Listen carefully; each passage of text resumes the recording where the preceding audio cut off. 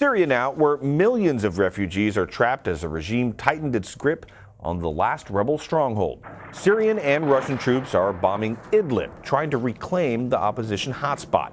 The UN says more than 550 people have been killed since the end of April. Holly Williams got rare access to the region where women, children, and innocent civilians are struggling to survive. There's nowhere left to run for many in Idlib. They're impotent against the faceless killers in the sky. Our guides told us this hospital was hit by an airstrike in the early morning. The regime attacks hospitals like this one, as well as schools, markets and bakeries. And for those who survive, it makes things unlivable here. And that's the point. This hospital is now the last resort for around 500,000 people. The Syrian regime and its Russian backers are pushing these people to breaking point. We found parts of Idlib eerily quiet. Tens of thousands have fled the town of Marat al-Numan after its market was hit last month. 50 people were massacred by some reports. We are getting killed every day! Mr. Trump! Please stop this! But there is no help, and so this family has carved out a makeshift air shelter underneath their own home. Their children take cover here, clutching their teddy bears when the warplanes menace them from above. And Holly Williams is with me now in Turkey near the border with Syria. Holly, the Syrian regime calls all the people living in these rebel-held areas terrorists. So is there anything being done to help the millions of innocent women, children, and other civilians that we saw in your piece there? So there are more than 3 million people living in Idlib, and the vast majority of them, the overwhelming majority of them, are not fighters, they're not militants, they're not member of any militia group, they're just ordinary men, women and children. The situation is very difficult. Some aid groups are operating there, but hundreds of thousands of people are living in tents, they're living under plastic. And as the Syrian regime and its Russian backers gradually overrun towns, overrun villages, people are being forced out of their homes, and the land that they have to live on is constantly shrinking. And many of those 3 million people simply have nowhere else to go at this point. Holly, how crucial is Idlib in the grand scheme of the Syrian civil war? And is this ongoing battle, is this a turning point of any consequence? Yeah, I think we're way past a turning point or a tipping point in the Syrian civil war. I think that was back in 2015 when Russia decided to intervene militarily on the side of the Syrian regime, and Russia started launching wave after wave of deadly airstrikes. That really tipped the balance in this war.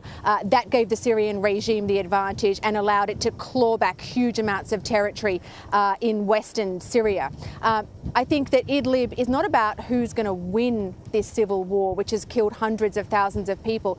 The question is whether anyone is going to come to the aid or have mercy on these 3 million people who are living underneath the warplanes and underneath the helicopter gunships.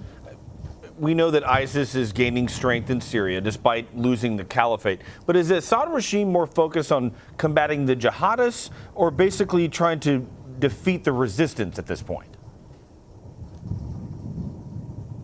So the main sphere of operations for ISIS in Syria is not in regime-held territory in western Syria. ISIS is mainly operating in eastern Syria, east of the Euphrates River, in area that is controlled by American-backed fighters.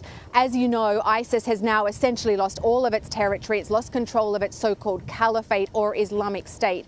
But what we're seeing is now ISIS resurgent. ISIS operatives regrouping and carrying out terror attacks and assassinations. And that was entirely predictable. In fact, back in 2017, 2 years ago, we interviewed the then US general in charge of the fight against ISIS, and he predicted that would happen. He said when ISIS lost all of its territory, it would become an insurgency.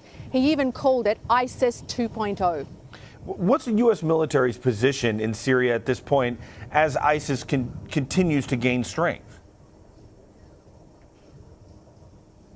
So the US is not at all involved in Idlib or those regime-controlled areas. The US intervened in Syria specifically not to fight the Syrian regime, but to fight against ISIS. Then last year, President Trump ordered US troops to withdraw from Syria. That was later changed to keep around 1,000 US troops on the ground in Syria. Now, this is the current situation. The Pentagon's own watchdog recently put out a report directly linking the drawdown of US troops to that ISIS resurgence and saying that US-backed Syrian fighters in the east of Syria simply do not have the resources, the wherewithal to fight off that ISIS insurgents. And finally, Holly, you've been to Syria several times, especially during this war, and done some fantastic reporting. But what are you noticing there on the ground as you've been there so many times? Yeah, so I mean, I've been covering the Syrian civil war since 2012, and one thing that just always strikes me is how resilient the Syrian people are, how they keep on trying to send their children to school, even when the schools are being bombed, how they keep on attempting to operate hospitals, even when the hospitals are being bombed, how they keep farming their land, how they keep running their businesses. They are incredibly resilient people. They even rebuild their homes when they've been bombed. And I find that very admirable.